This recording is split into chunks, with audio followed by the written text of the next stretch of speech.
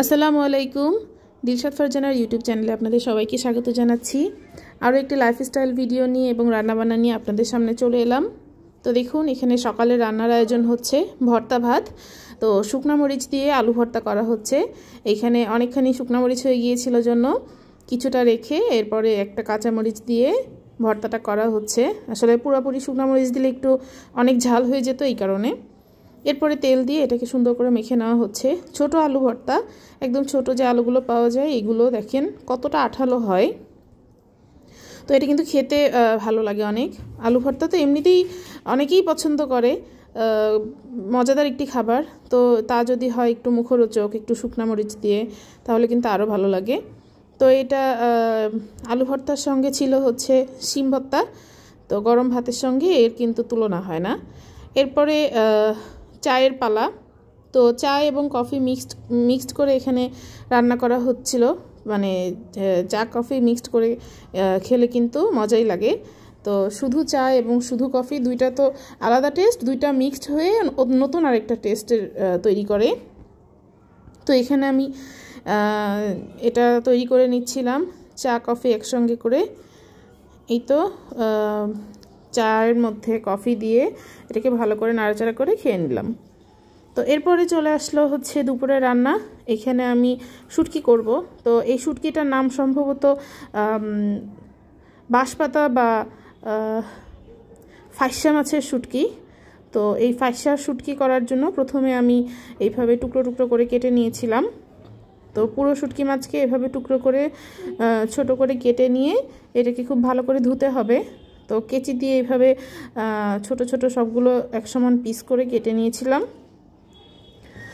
এই যে দেখুন, মাছগুলো দেখতে এমন হয়। এই শুটকিটা আসলে মানে কেমন খেতে আমি আসলে জানতাম না, প্রথম খেয়েছিলাম।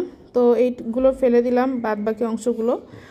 আর এই তো এরপরে শুটকি আমি গরম পানির মধ্যে দিয়ে দিয়েছি। এইটাকে আমি সুন্দর করে বলক দিয়ে ভালো করে পরিষ্কার করে ধুয়ে নিব।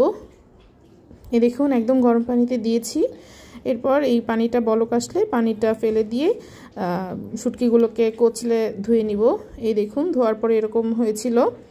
তো যে কোনো শুটকি গরম পানি দিয়ে ধোয়ার চেষ্টা করবেন, তাহলে আঁশ বা ময়লা যা থাকে সব বের হয়ে চলে যায়। এরপরে আমি রান্না করতে চলে এলাম। রান্নার জন্য প্রথমে গরম তেলে আমি শুটকিগুলোকে দিয়ে নিচ্ছি একটু ভেজে নেওয়ার জন্য, তাহলে কাঁচা গন্ধটা থাকবে না। তো আপনারাও এই কাজটা করতে পারেন, শুটকিকে গরম তেলে দিয়ে একটু ভেজে নিলে এতে আর গন্ধ থাকে না। এরপরে আমি এরই মধ্যে পেঁয়াজ এবং মরিচ দিয়ে দিলাম, বেশ অনেক পরিমাণের। তো পেঁয়াজ মরিচ দিয়ে এটাকে আমি নাড়াচাড়া করে নিব। অনেকে চাইলে শুধু পেঁয়াজ মরিচ দিয়ে খেতে পারেন। তো শুটকিটা নতুন ছিল, তো এই জন্য আমি আরও অনেকটা টমেটো দিয়ে এটাকে রান্না করেছিলাম। তো পেঁয়াজ মরিচ একটু নরম হয়ে এলে এর মধ্যে আমি লবণ দিচ্ছি। এরপরে আমি আস্তে আস্তে সবগুলো মশলা দিয়ে দিব।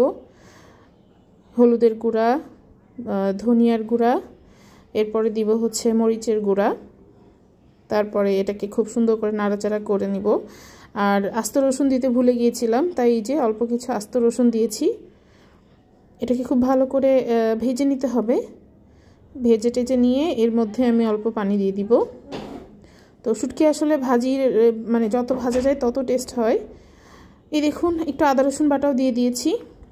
এরপর এই শুটকিটাকে ভেজে টেজে রেখে এর মধ্যে আমি দিচ্ছি হচ্ছে টমেটো কুচি। দেখুন, অনেকখানি টমেটো কুচি দিয়েছি যেন একটু টক টক হয়। তো এরপরে আমি এটাকে সিদ্ধ হওয়ার জন্য অল্প একটু পানি দিয়েছি। তো টমেটো একদম গলে গিয়েছে। এর মধ্যে আমি দিয়ে দিচ্ছি পরিমাণ মতো ধনেপাতা। দেওয়ার পরে এইটাকে নাড়াচাড়া করে একদম মাখো মাখো হয়ে এলে আমি নামিয়ে নিব। তো এই দেখুন, শুটকিটা তৈরি। এরপর আরেকটা রান্নাতে আমি চলে যাচ্ছি। এটা হচ্ছে সিমের বিচি রান্না। তো সিম কিন্তু আমরা কম বেশি সবাই খেয়ে থাকি, আর এখানে সিমের বিচিও কিনতে পাওয়া যায়। তো সিমের বিচি রান্না করার জন্য এখানে টমেটো এবং রুই মাছ নিয়েছিলাম। প্রথমে তেলে পেঁয়াজ মরিচ দিয়ে এর মধ্যে লবণ এবং একটু পানি দিয়ে মশলাগুলো দিয়ে দিব। এই দেখুন, এখানে আমি মরিচের গুঁড়া, তারপরে হলুদের গুঁড়া, ধনিয়ার গুঁড়া, এই সব মশলা দিয়ে আদা রসুন বাটা দিয়ে সুন্দর করে মশলাটাকে কষে নিব। কথা বলতে বলতে এই পর্যায়ে আমি আপনাদের কাছে আমার চ্যানেলটির জন্য একটি লাইক এবং সাবস্ক্রাইব দিয়ে যাচ্ছি। যারা এখন পর্যন্ত আমার ভিডিওটা দেখছেন প্লিজ একটি লাইক এবং সাবস্ক্রাইব করে আমার চ্যানেলটির পাশে থাকবেন। আর এই তো দেখুন এর মধ্যেই কিন্তু আমি টমেটো দিয়েছিলাম। আর এখানে এটা কি সবজি আপনারা দেখুন তো বলতে পারুন কি না, এই সবজিটা আসলে কি ছিল। তো এটা আমি বললাম না আর কি, পরের ভিডিওতে আমি বলে দিব আসলে সবজিটা কি ছিল। তো এরই মধ্যে আমি দিয়ে দিলাম এই যে ছিলে রাখা সিমের বিচিগুলো। তো সিমের বিচিগুলো ছিলার জন্য কিন্তু আপনারা প্রথমে সিমের বিচিগুলোকে একটু পানিতে ভিজিয়ে নেবেন আধা ঘন্টা, তাহলে খোসায় এড়াতে খুব সহজ হয়।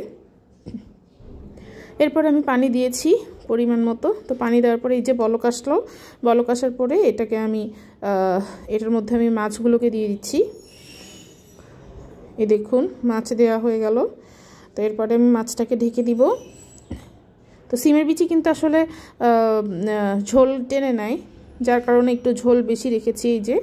তো এটা নামানোর পরে এরকম চেহারা হয়েছিল। এই হয়ে গেল সিমের বিচি দিয়ে রুই মাছ রান্না। এরপর আরেকটা রান্নায় চলে যাচ্ছি, এটা হচ্ছে তিল ভর্তা। তো এই দেখুন পেঁয়াজ রসুন মরিচকে আমি ভেজে নিচ্ছিলাম। এরপরে তিলকে খুব ভালো করে ভেজে নিতে হবে যেন কোনো কাঁচা গন্ধ না থাকে। তিল ভাজা কম হলে কিন্তু গন্ধ হয়, একটা কাঁচা গন্ধ হয়ে যায়। এরপরে এই তিলগুলোকে ঠান্ডা হওয়ার পরে আমি ব্লেন্ডারে দিয়ে দিচ্ছি। এরপর ব্লেন্ড করে খুব সুন্দর করে দেখুন একদম মানে ভালো করে ব্লেন্ড হওয়ার পরে পেঁয়াজ রসুনগুলোকে দিয়ে এটাকে ব্লেন্ড করে এই যে নামিয়ে নিলাম। আমার পেঁয়াজ রসুন বেশি হয়েছিল জন্য এরকম একটু ল্যাটকা হয়েছিল বা নরম হয়েছিল। তো পেঁয়াজ রসুন কম দিলে কিন্তু এই নরম ভাবটাও কমে আসবে। আপনারা আপনাদের ইচ্ছা মতো তৈরি করে খেতে পারেন। তো এই হয়ে গেল তিল ভর্তা। তিল ভর্তাও কিন্তু খুব মজাদার একটি খাবার। এরপরে আমরা সন্ধ্যায় একটু চা খেতে গিয়েছিলাম, তিলের চা। তো এটা হচ্ছে আগারগাঁওয়ে ছিল একটা টং দোকানে বসে আমি আর হাজব্যান্ড বসে বসে চা খাচ্ছিলাম। তো দোকানটার একটা ভিডিও নিয়েছিলাম। আজকের ভিডিও এই পর্যন্তই। আপনারা সবাই ভালো থাকুন, সুস্থ থাকুন, আমার চ্যানেলটির পাশে থাকুন। আল্লাহ হাফেজ।